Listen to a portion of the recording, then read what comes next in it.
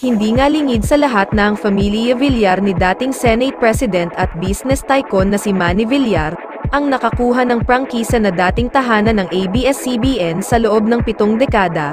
Ito ay Advanced Media Broadcasting System at OLTV ng mga Villar, pero hindi sapat ang prangkisa lamang dahil kakailanganin ng bagong TV network ang magandang signal at iba't ibang network infrastructures nationwide para maganda at malawak ang kanilang reach.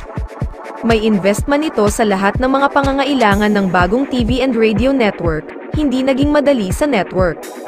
Sa aspetong ito, pansamantalang itinigil ang kanilang mga bagong launch na TV programs tulad ng Daily Game Show ni Willie Revillame, ang Wow Wow Win, ang Daily Morning Show ni Rufa Gutierrez, Mariel Rodriguez at Shara Soto na Miss on a Mission, ang talk show ni Tony Gonzaga na Tony at ang public service program ni Anthony Tabernan na Kuha All.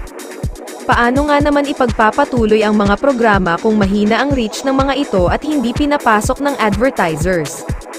Habang nag-scout si Willie ng TV network na kanyang malilipatan ng kanyang programa, patuloy niyang ginagawa ang kanyang show sa pamamagitan ng FB at YouTube.